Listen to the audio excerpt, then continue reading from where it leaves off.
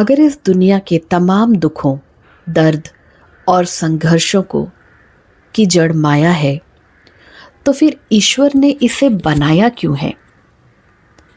हम बहुत आसानी से अपनी हर परेशानी का दोष माया पर मढ़ देते हैं। लेकिन सोचिए, जिस प्रेम, सुख और जिंदगी की खूबसूरती को हम रोज जी रहे हैं, क्या वो माया का हिस्सा नहीं? हम मुस्कुराते हैं तब तो माया बुरी नहीं लगती। इसे ऐसे समझते हैं या शिकायत करना कि माया के कारण दुख है, बिल्कुल वैसा ही है जैसे कोई कहे अगर इंसान के पास फेफड़े न होते तो अस्थमा या सांस की बीमारी भी ना होती।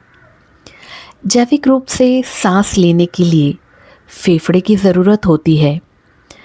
इस भौतिक ब्रह्मांड में भी हमारे अस्तित्व के अनुभव के लिए माया उतनी ही अनिवार्य है। माया असल में इस सृष्टि का ऑपरेटिंग सिस्टम है। यह माया का ही कोड है जो एक माँ को अपने बच्चे के खातिर पूरी रात जागने को सबल देता है। यह माया की ही प्रेरणा है जो एक छोटे से पक्षी को आंधी तूफान में भी अपने बच्चे के लिए तिनके चुनने पर मजबूर करती है।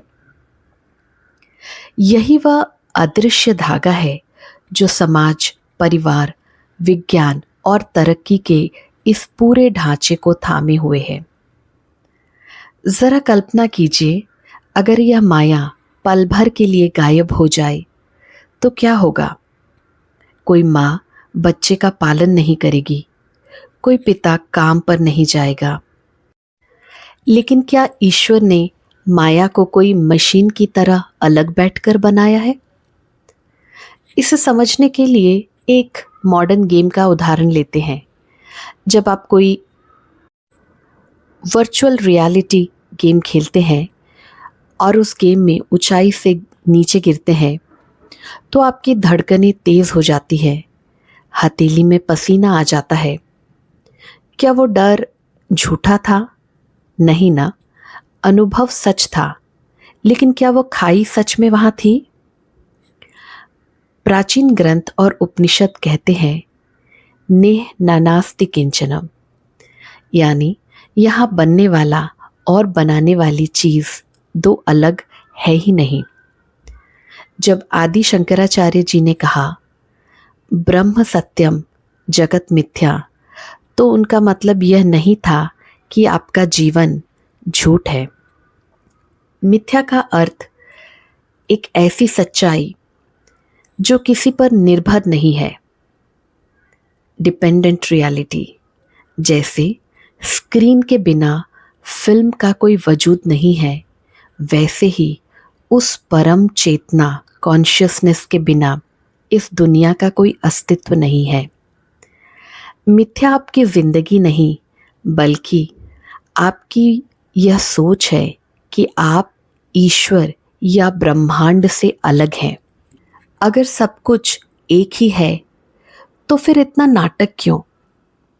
समुद्र को देखिए, समुद्र में उठने वाली हर लहर सोचती है कि मैं दूसरी लहर से अलग हूँ, मैं छोटी हूँ, वो बड़ी है।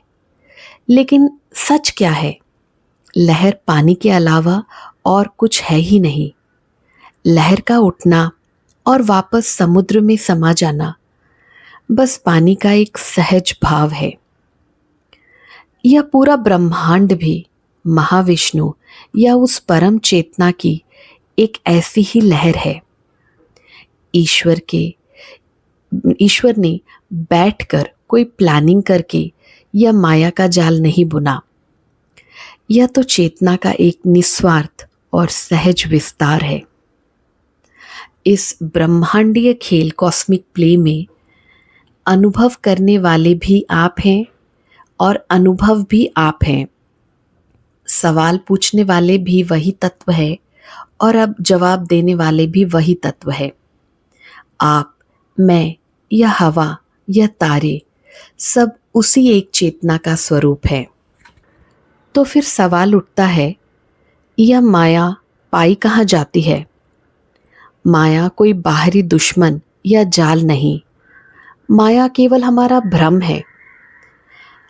जब हम अपनी इच्छाओं और लालच में अंधे होकर गलत रास्ता चुनते हैं और कहते हैं कि माया ने भटका दिया, तो असल में हम अपनी नासमझी को छिपा रहे होते हैं। माया का काम सिर्फ इतना है, जहाँ असली शांति नहीं, वहाँ शांति का छलावा दिखा देना।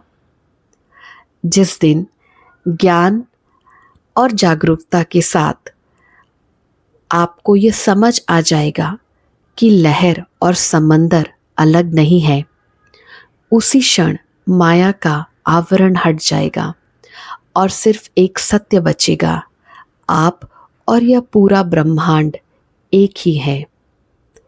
अहम ब्रह्मास्मि तत्त्वमसि।